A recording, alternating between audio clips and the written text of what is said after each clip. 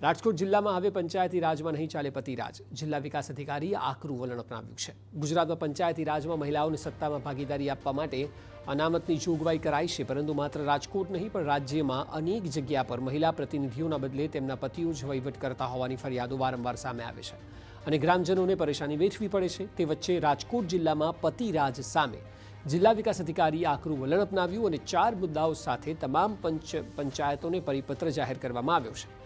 આ પરિપત્રમાં જિલ્લાની કોઈપણ પંચાયતની બેઠકમાં મહિલા પ્રતિનિધિને બદલે તેમના પતિ હાજર રહેશે તો તેમની સામે કાયદેસરની કાર્યવાહી થશે।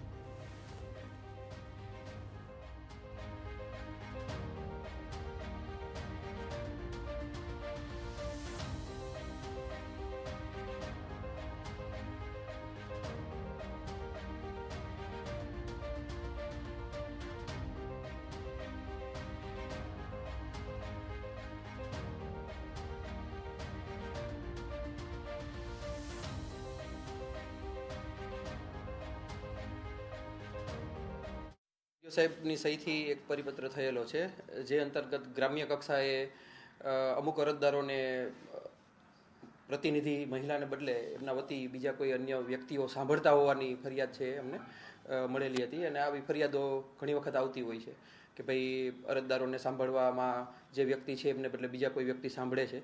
એટલા માટે અહીંયાથી એક જનરલ પરિપત્ર કરેલો છે કે જે અંતર્ગત પંચાયતની અંદર આપણે ગુજરાતની અંદર 50% જેટલી મહિલા અનામત છે અને મહિલા અનામત હોવાના કારણે જે કોઈ કાર્યવાહી છે એ ચૂંટાયેલા પ્રતિનિધિએ કરવાની રહેશે। આ સંદર્ભે એક પરિપત્ર થયેલો છે।